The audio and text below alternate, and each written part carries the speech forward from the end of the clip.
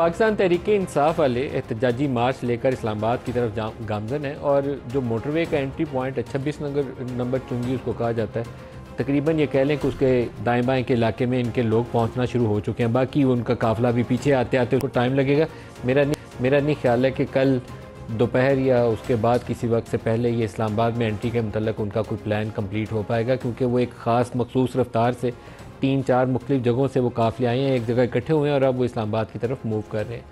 क्या इस्लामाबाद उन्हें आना चाहिए या नहीं आना चाहिए, ये एक बुनियादी सवाल है। आमतौर पर जो एहतजाजी मार्च लेकर इस्लामाबाद की तरफ आए, अगर वो पीसफुल प्रोटेस्ट है तो आपको सियासी किसी जमात को रुकावट भी नहीं बनना चाहिए। इस वक्त बहुत रुकावटें हैं, शेलिंग वेलिंग भी ठीक हुई है, पूरे रास्ते में कंटेनर वेनर जो हुकूमत कर सकती थी उसने अपना जोर लगाया है, लेकिन इसके बावजूद वो लोग आगे आ रहे हैं।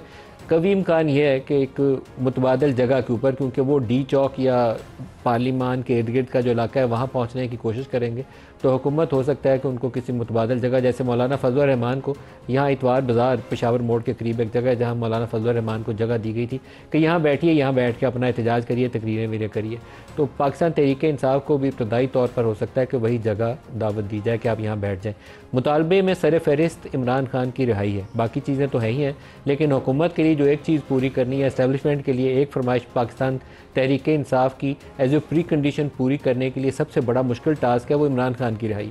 इमरान खान को कैसे रिहा करें? क्या इमरान खान रिहा हो सकते हैं? कानूनी तौर पर तो ये मुमकिन है कि कोई तरीकाकार निकाला जाए, अदालतों में जाएँ, कोई पिटीशन फाइल करें, अदालत से हुक्म हो जाए और हुकूमत बाद में उसको उस हुक्म की खिलाफ वर्जी भी ना करे और उस पर अमल पैरा होते हुए इमरान खान को रिहा कर दिया जाए और ये मामला सिमट जाए।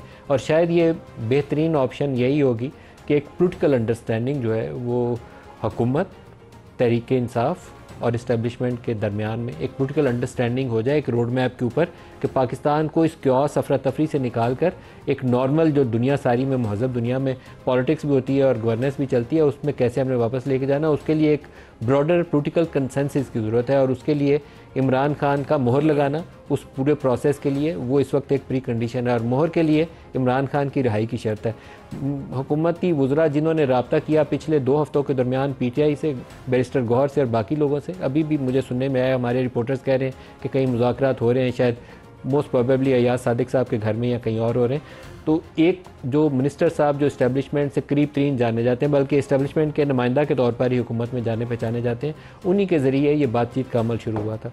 तो मैं तो एज ए जर्नलिस्ट फील करता हूँ कि पाकिस्तान की बेहतरी के लिए, पाकिस्तानी सियासत और जमहूरियत की बेहतरी के लिए एक सियासी इत्तफ़ाक़ राय होना ज़रूरी है। और सियासी इत्तफ़ाक़ राय सिर्फ हुकूमत और अपोजिशन में नहीं होगा, तहरीक-ए-इंसाफ और हुकूमत में नहीं होगा। इसके लिए इस्टेब्लिशमेंट का उस पूरे प्रोसेस को मोहर लगा के अप्रूव करना ज़रूरी है, फिर हुकूमत उसका हिस्सा बन सकती है। अगर हुकूमत खुद चाहे तो शायद इस प्रोसेस को आगे नहीं ले जा सकती और इमरान खान की रिहाई भी उसके बगैर मुमकिन नहीं है। तो हो जाए तो बहुत अच्छा है, पाकिस्तान इस अफरा तफरी से निकल जाए और निज़ाम ज़िंदगी वापस अपना नॉर्मल लाइफ। इस्लामाबाद में स्कूल बंद है, रोड्स बंद है, कहीं बीमार लोग फंसे होंगे, कहीं एम्बुलेंस फंसी होगी। ये कोई अच्छी निशानी नहीं है महज़ब दुनिया के लिए कि पाकिस्तान में एक तरफ कुर्रम में 80 लोग शहीद हो जाएं, एक चौकी के ऊपर हमला और 10 हमारे फ़ौजी शहीद हो जाएं, और हम किस क्यास में पड़े हुए हैं कि इस वक्त हमारी सूरत हाल ये है कि इमरान खान की रिहाई के लिए हमने पूरा पाकिस्तान ब्लॉक किया हुआ है। इंटरनेट बंद है, एक सोर्स जो पाकिस्तान को फॉरेन एक्सचेंज कमा के दे रहा है, हमने पूरे पाकिस्तान की इंटरनेट का बेड़ा गर्क किया हुआ है पिछले कई महीनों से, क्योंकि हम नहीं चाहते कि सोशल मीडिया के ऊपर वो जो मीम्स बनती हैं या तनकीद की जाती है वो काम चलता रहे। हमने बंद कर दिया सारा कुछ ही कि ना रहेगा बांस ना बजेगी बांसुरी। तो इससे निकलने के लिए कोई रास्ता चाहिए, आपको हल चाहिए, हिकमत अमली चाहिए, और उसके लिए सारों को दिल बड़ा करना पड़ेगा, इमरान खान को भी, इस्टेब्लिशमेंट को भी और हुकूमत वक्त को भी।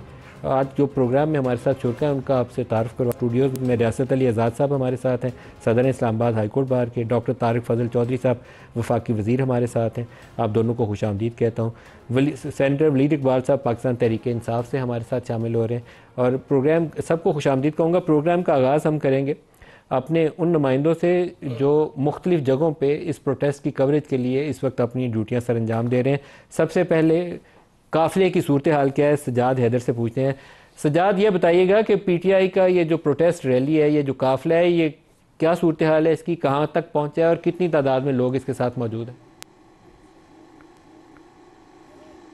पीटीआई का जो मरकजी काफिला था वो जो है पेशावर से कल दोपहर 1 बजे की बजाय 3 बजे जो है रवाना हुआ था और 4:30 के बजे वो जो है सवाबी इंटरचेंज पहुंचा था, जिसके बाद वहां से 6 बजे रवाना हुआ और 8 बजे 9 बजे के करीब जो है छच इंटरचेंज पहुंचा। काफिला जो है सुस्त रवी से चल रहा था, जिसकी वजह ये थी कारकुनान जो थे वो कंटेनर के आगे पैदल चल रहे थे, जिससे कंटेनर और गाड़ियों की रफ्तार भी जो थी वो सुस्त रवी का शिकार हो गई और इसीलिए स्लो काफिला आगे बढ़ता गया। अगर हम बात करें तो कारकुनान जो होते थे, कुछ कारकुनान गाड़ियों में पहले ही आगे रुकावटों की तरफ जो है चले जाते थे और वो वहां जाके उनको अंगेज करते थे। जब काफिला वहां पर पहुंचा तो जो दीगर अरकान भी जो थे उनके वो वहां पे काफिले के ऊपर जाते थे और उसके साथ जो है वहां पे हटाते थे। इस बार कोई मशीनरी भी खैबर पख्तूनख्वा हुकूमत की भी इस्तेमाल नहीं हुई, प्राइवेट मशीनरी भी जो है नहीं लाएगी, जबकि कारकुनान की इतनी तादाद थी कि कारकुनान उन कंटेनर को जो है खुद ही हटा देते। कंटेनर्स के अंदर रेत भर के उसको जो है पुल के ऊपर जो है रखा गया। काफिले का बड़ा हिस्सा है वो इस वक्त कहाँ पर है? एक तो होता है ना, उसका हेड होता है, स्टार्ट यहाँ से हो रहा है और फिर टेल है वो पीछे कई मील पीछे तक जाती है। इस वक्त हेड कहाँ पर है उस काफिले का?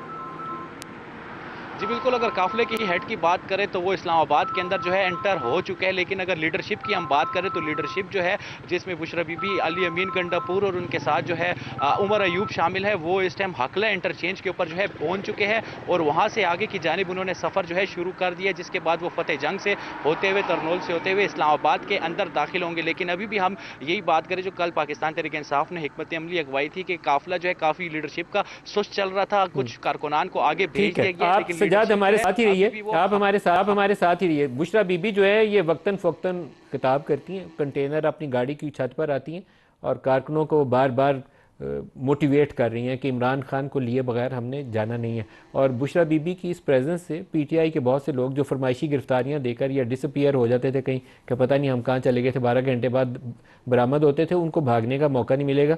और जिन्होंने फरमाइशी गिरफ्तारियां दी हैं उनके लिए शायद पार्टी के अंदर दोबारा अपना चेहरा दिखाना काफ़ी मुश्किल हो जाए। कमरुल मुनव्वर साहब हमारे साथ है। कमर, ये बताइए कि इस्लामाबाद तो इस वक्त बड़ी मुश्किल में है।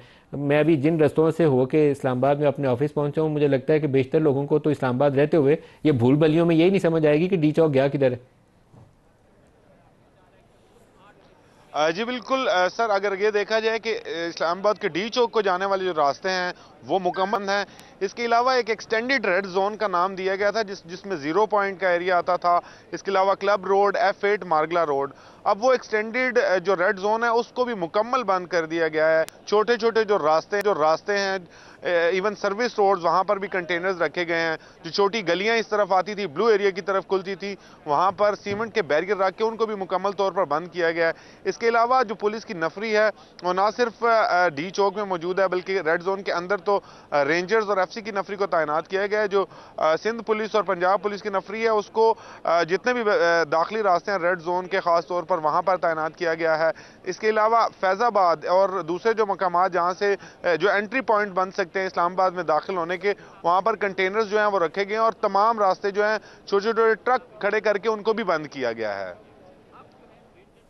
अच्छा, ज़हीर अली हमारे साथ हैं और ज़हीर अली से भी पूछते हैं। ज़हीर, हमारे पास जो इतलात आ रही हैं कि 26 नंबर चुंगी पे वो जो इस काफ़िले का इब्तदाई हिस्सा है वो पहुंचना शुरू हो चुका है, बाकी काफ़िला अभी पीछे, काफ़ी अच्छी तादाद है, नंबर्स इनके पेशावर वाले ठीक ठाक हैं। आप मुझे बताएं कि इस वक्त क्या पोजीशन है 26 नंबर चुंगी और इस इलाके की क्या सूरत हाल है? देखिए, यहाँ पे जो मेन एंट्री पॉइंट तो यही है, जो काफिला आएगा चाहे GT रोड से, इस वक्त तो मोटरवे से आ रहा है, लेकिन GT रोड से आने वाले जो रास्ते हैं उनको पुल के ऊपर से दोनों अतराफ में कंटेनर लगाए गए, जबकि जो मोटरवे से श्रीनगर हाईवे की तरफ एंट्री है वहाँ पे दिन में जुज़वी तौर पे तो उन्होंने खोला हुआ था आने जाने के लिए, लेकिन दोपहर के बाद 3 लेयर लगाई गई हैं कंटेनर्स की। आने जाने के दोनों रास्तों पे रेंजर्स की भारी नफरी पुल के ऊपर तैनात है और जबकि उसके अलावा पुलिस भी बड़ी तादाद में यहाँ पे मौजूद है। कुछ देर पहले जो मकामी आबादी है यहाँ पे, वहाँ से थोड़ी बहुत शरारत करने की कोशिश की गई तो यहाँ पे पुलिस की जानिब से शेलिंग की गई और कारकुनान जो ज़्यादा तादाद में नहीं थे, चूँकि दिन भर यहाँ पे मेन एंट्री पॉइंट ये ज़रूर है, लेकिन मेन फोकस जो मैन आने वाला काफिला इस वक्त हकला के करीब पहुंचा हुआ है।